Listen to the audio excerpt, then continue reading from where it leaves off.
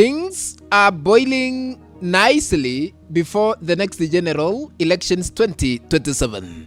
Ladies and gentlemen, bad news has hit State House and President William Ruto, and it concerns the possibility of Ruto being removed from office through the upcoming 2027 general election. Between Edwin Sifuna, ladies and gentlemen, and Stephen Kalonzo Musyoka, who do you think should carry the opposition's flag in the 2027 presidential election to unseat Ruto? Write your opinion in the comment section below and share your political perspective.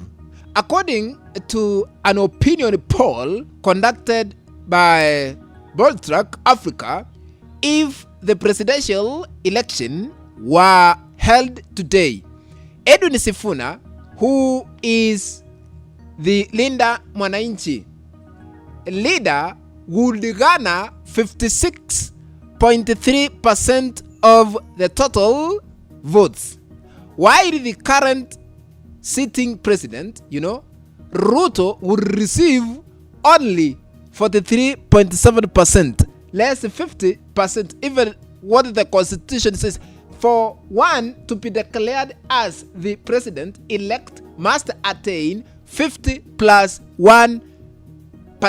That means Ruto within this bracket is nowhere to be seen. Now, remember, Sifuna has not yet announced his running mate, whereas Ruto already has Kithure Kindiki as his deputy president.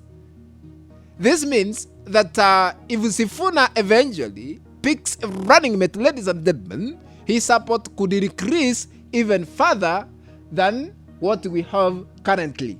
Ladies and gentlemen, before I continue, as you continue watching this clip, I'm requesting you, I'm beseeching you to hit the like button. And if you haven't subscribed, please consider subscribing. This is the only channel you can trust where we don't sugarcoat, but we always put news as it is. Please subscribe. Once you are done, remember to turn on the notification bell so that the moment we upload any new video clip, you will be notified that Mona Kenya Media has uploaded a new video clip to watch. Without wasting your time, back to our political analysis. I want to put this into perspective so that we can really understand what do these opinion poll results mean politically. Number one, Ruto's re-election chances are in doubt. Ruto could lose the 2027 election if current trends continue.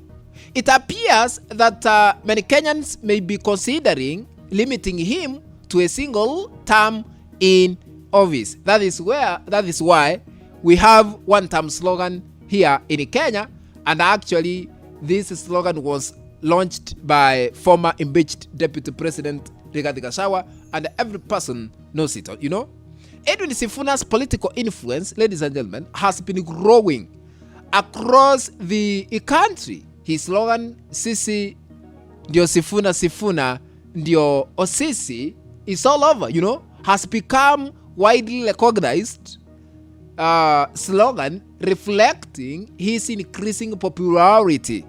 As things stand, ladies and gentlemen, Ruto will have no option, or rather will have to prepare for a highly competitive race in 2027 as the outcome remains uncertain. But we can predict Sifuna might proceed to State House. And actually they have declared officially that come 2027, once Kenyans vote, they should wait Sifuna to be declared as the president-elect. Number two, what do these opinion poll results mean politically? Number two, Sifuna should be the united opposition's flag bearer in 2027. Currently, we have more than 5 candidates who are willing to unseat Ruto through the next general elections 2027. This is where Dr. Fred Matiang'i comes in. This is where Stephen Kalonzo Musyoka comes in. This is where JB Muturi comes in. You know, this is where Martha Karua comes in. This is where Edwin Sifuna comes in, and even former impeached Deputy President Rigathi Gachagua comes in, you know. But I don't know, if you are a close ally to opposition, please share this clip, because this is how we have analyzed this politics. This opinion poll results suggest that if the opposition wants to defeat, you know, to unseat, to remove Ruto from power in 2027, you know, it may need to unite behind a single candidate, a solid candidate to face Ruto at the ballot. You know, Edwin Sifuna should be chosen. Ladies and gentlemen, take it to your nearest bank and save it there for future reference. As Mwana Kenya media, we have officially declared that Edwin Sifuna, according to the news we have received on our news desk, we have tried our level best to analyze. Not that we are biased, but this is the fact. Edwin Sifuna should be chosen as the opposition's flag bearer. If the opposition remains divided, Ruto could have an easier path to victory. Mukifanya mchezo, Ruto anashinda mapema.